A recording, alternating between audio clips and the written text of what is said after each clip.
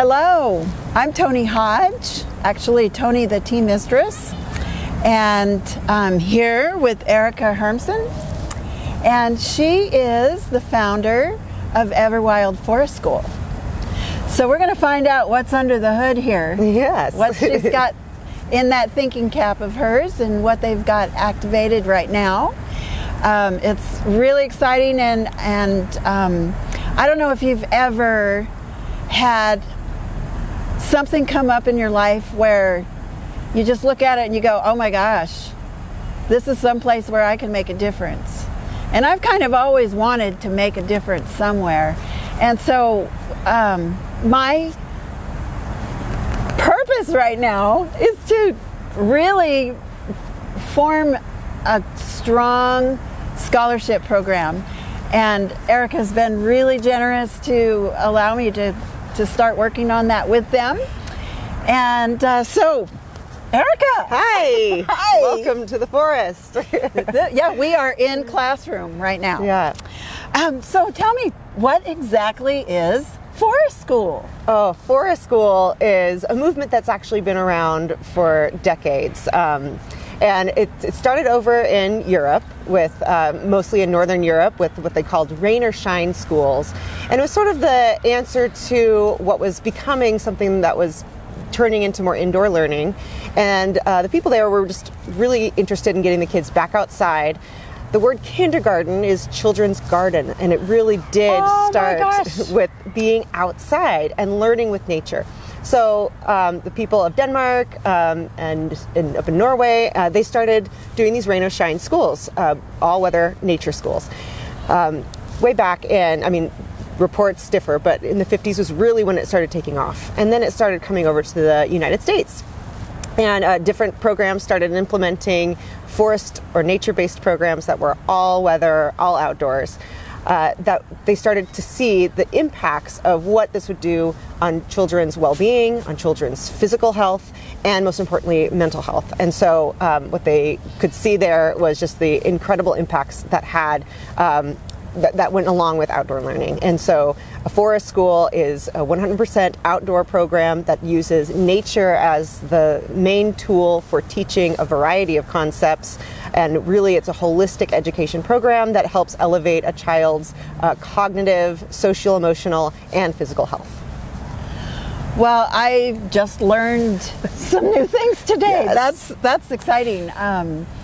I like the idea that this is something that has been brought into the 21st century, and that we can still live in a natural world and teach our children that. So is Forest School a replacement for conventional school? How does that work?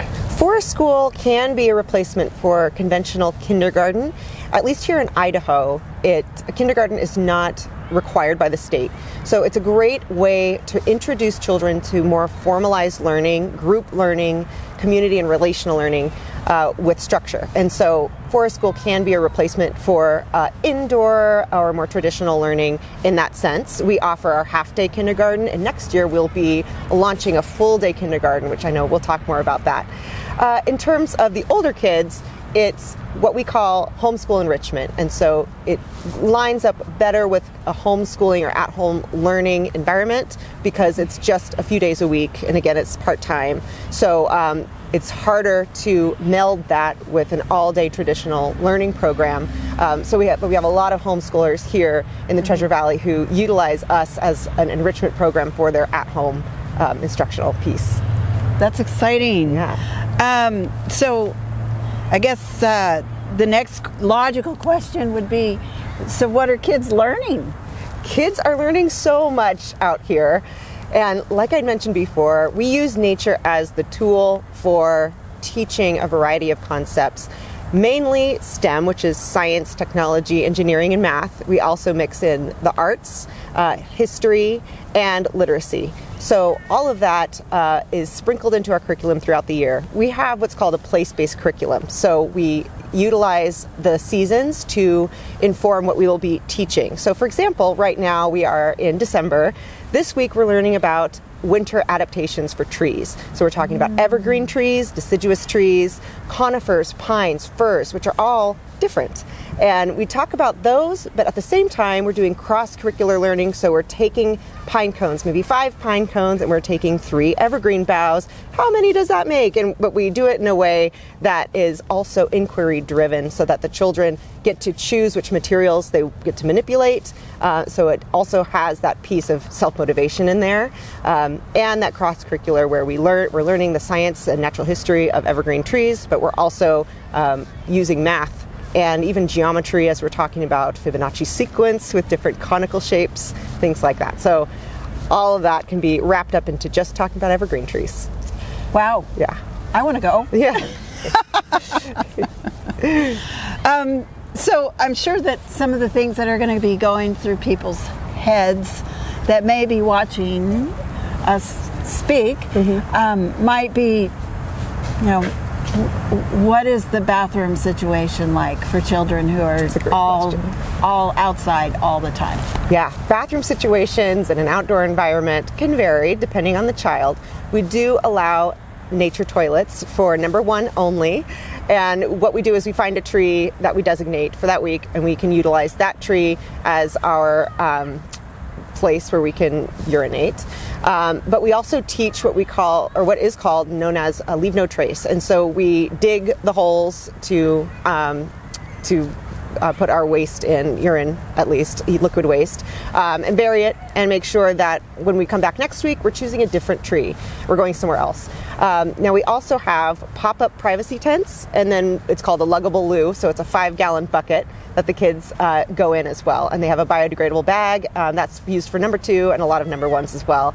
And it's also nice and warm in the wintertime, so you're not having to undress all those layers when you have to go to the restroom. So one of the other things that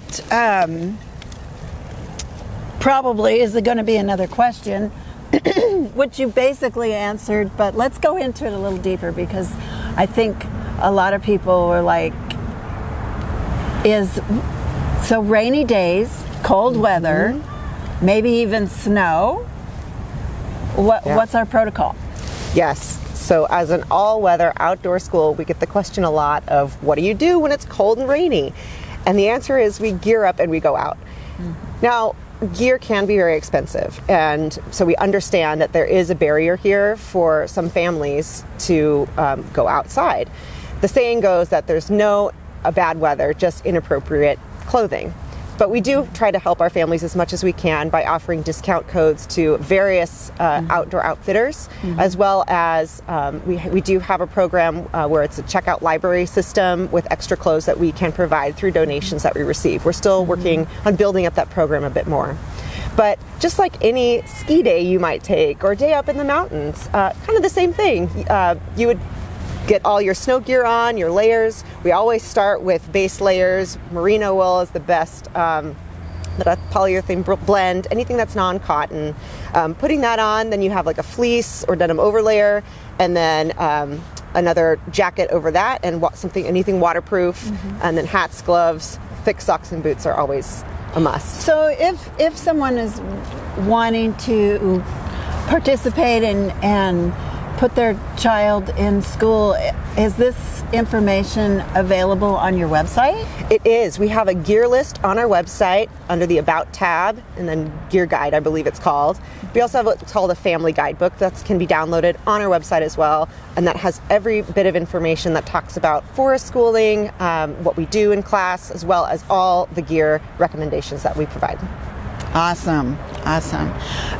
So let's go back to the benefits of forest school. You touched on them a little bit, but let's what are the benefits for children and their families? Yes, there are so many benefits to forest school, and some of them include just being able to be more independent and self-driven. Confidence is all seen in a nature-based program, and that's mostly through the different types of risky play that children get to engage in that they don't usually get to do so in other aspects of their lives.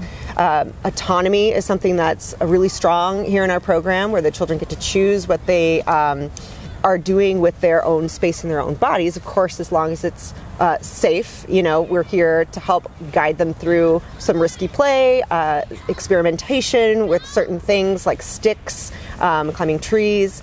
So all that goes into the confidence and the independence piece.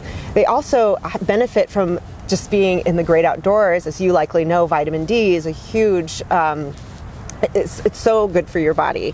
Fresh air, even there's a term called forest bathing, which you may have heard of, where Yes. really popular in Japan, where you walk through the trees and there's a chemical released in certain trees and shrubs that actually calm the nervous system, boost the immune system. So holistically, healthy-wise, there's so many things there. Other benefits include engaging with other kids in a social way. That is what we call positive parenting or gentle parenting.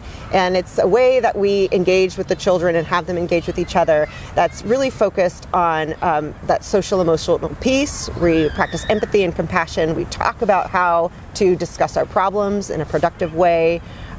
Any conflict mitigation comes through in a positive discipline aspect. We talk about what's the better way to be doing something instead of what we shouldn't be doing. We of course don't do timeouts, and so all of that kind of goes in like the teaching piece, which most forest schools also adapt as part of their programming, since it's based on these types of approaches that come from that gentle parenting, gentle caregiving type of thing. So what are some of the challenges that perhaps you've run across, or your teaching staff has run across, running a forest school in the United States? Yes, some of the challenges of running a forest school include licensing and permitting. So even though forest schools have been running in the U.S. for decades, and there's over 500 here in the U.S., licensing, permitting policy just hasn't really caught up to what we do. When you say forest school, the majority of people still don't really know what you're talking about, which is unfortunate, but it is part of the movement I'm trying to be part of to normalize this type of alternative learning, which what I think should be the standard of learning, especially for the younger kids. But in terms of doing things like getting a childcare license here in Idaho, it's been a difficult piece for us to obtain because they're required to have plumbed hot and cold water, flushable toilets, things like that we just can't get out here in the woods. And luckily, the licensing agencies have been very flexible and interested in fostering that with us. It's just taking a little bit longer. And what a license would help us do is to increase funding for our program, since we are a nonprofit. And also include additional training for our teachers, as well as being able to accept kids younger than the age of 4. Because here, without a childcare license, we can only do drop-off programs for ages 4 and up, which is great. But we'd love to have the little ones too. Sure. Yeah. Get them started as soon as possible. Yeah. We do have a caregiver and me program. We call it Tots and Trees, and so we do have ages 18 months up to 3 years, and they're grown up with them. But of course, they do have to have their adult with them for that program. Yeah. Well, Erica, it's been so much fun. Yes, and I've learned so much. Yes. Just from sitting here speaking with you. Some things that I didn't dig quite that deep on. Mm-hmm. So one of the things that you can do is you can either go to www.divine-lotus-t.com and go into the Giving Back, and you can help out there. Or you can go straight to EverWild.com. EverWildForestSchool.org. Yeah. And donate directly there. We also have a product, and they have several products in their gift shop. But we have a product that is the Idaho Collection of 3 teas, and $1 off of each tea in the set goes to a scholarship program for EverWild Forest School. Mm-hmm. So I encourage you to think about ways that you can help out and realize this dream with us that children grow up and become our conservators of the wilds of Idaho with some wild children. Yes. Thank you. Folks.